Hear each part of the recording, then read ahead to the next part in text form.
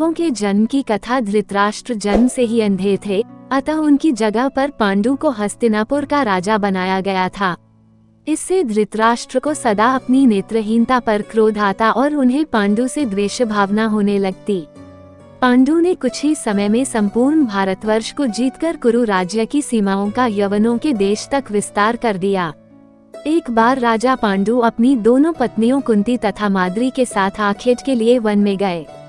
वहां उन्हें एक मृग का मैथुनरथ जोड़ा दृष्टिगत हुआ। पांडु ने तत्काल ही अपने बाण से उस मृग को घायल कर दिया। मरते हुए मृगरूपधारी किंदम ऋषि ने पांडु को शाप दिया, राजन, तुम्हारे समान क्रूर पुरुष इस संसार में कोई भी नहीं होगा।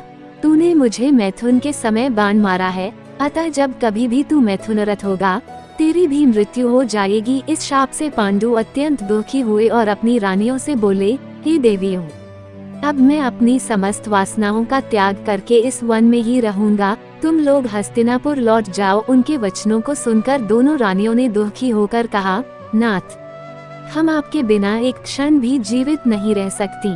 आप हमें भी वन में अपने साथ रखने की कृपा कीजिए। पांडु ने उनके अनुरोध को स्वीकार करके उन्हें वन में अपने साथ रहने की अनुमति दे दी।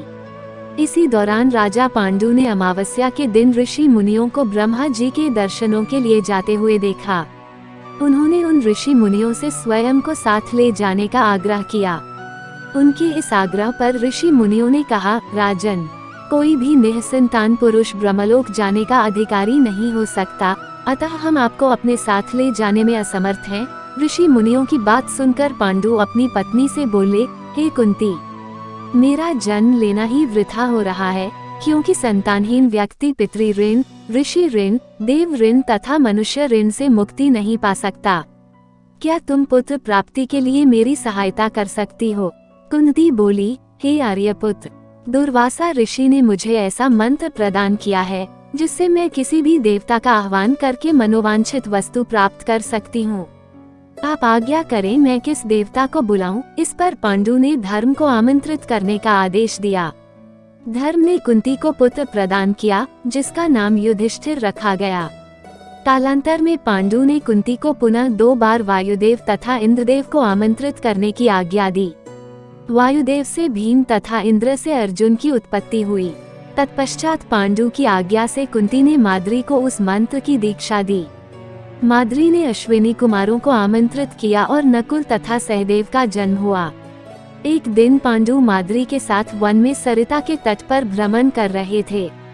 वातावरण अत्यंत रमणीक था और शीतल मंद सुगंधित वायु चल रही थी। सहसा वायु के झोंके से माद्री का वस्त्र उड़ गया। इससे पांडु का मन चंचल हो उठा। माद्री द्वारा समझाने तथा इनकार करने पर भी वे मैथुन में प्रवृत्त हुए। तभी किंदम ऋषि के शापवश उनकी मृत्यु हो गई। माद्री ने इसके लिए स्वयं को ही दोषी माना और वह भी पांडु के साथ ही सती हो गई। किंतु पुत्रों के पालन पोषण के लिए कुंती हस्तिनापुर लौट आई। वहां रहने वाले ऋषि मुनि पांडवों को राजमहल छोड़कर आ गए। ऋषि मुनि तथा कुंती के कहने पर सभी ने पांडवों को पांडु का पुत्र माना और उनका स्वागत किया।